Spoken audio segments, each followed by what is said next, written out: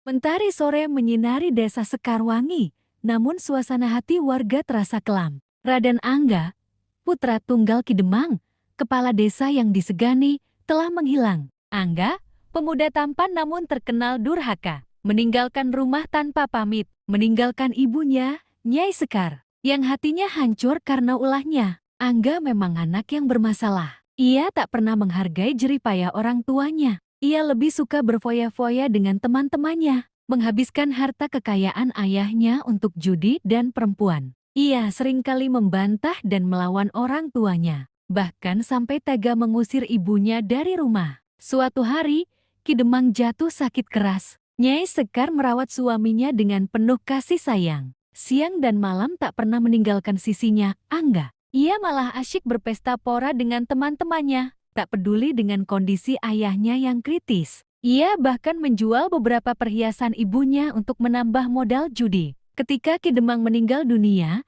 Angga sama sekali tak menunjukkan kesedihan. Ia malah sibuk membagi-bagi harta warisan ayahnya dengan teman-temannya, meninggalkan Nyai Sekar yang hanya mendapatkan sedikit bagian. Nyai Sekar, yang hatinya remuk redam, hanya bisa menangis terseduh-seduh. Di tengah kesedihannya, Nyai Sekar bertemu dengan Embuk Darmi, seorang dukun sakti yang tinggal di hutan. Embuk Darmi, yang mengetahui sifat durhaka Angga, merasa iba pada Nyai Sekar.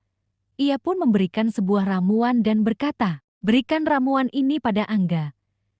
Jika ia menyesali perbuatannya, ramuan ini akan menyembuhkan hatinya. Namun, jika ia tetap durhaka, ia akan menerima kutukan." Nyai Sekar, dengan hati yang penuh harap, memberikan ramuan tersebut kepada Angga.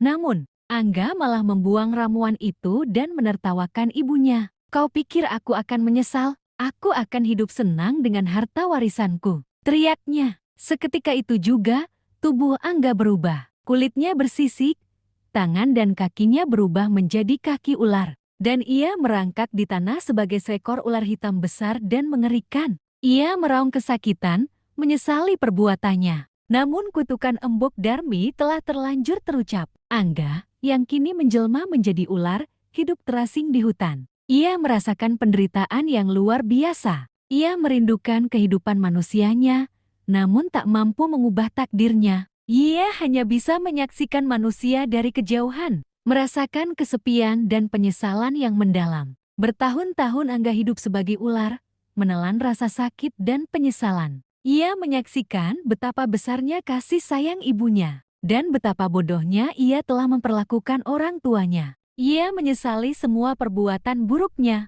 Suatu hari, seorang pendeta yang sedang bertapa di hutan menemukan Angga. Pendeta itu melihat penyesalan yang tulus di mata ular tersebut. Ia pun melakukan ritual untuk melepaskan kutukan. Angga kembali menjelma menjadi manusia, namun dengan tubuh yang lemah dan renta.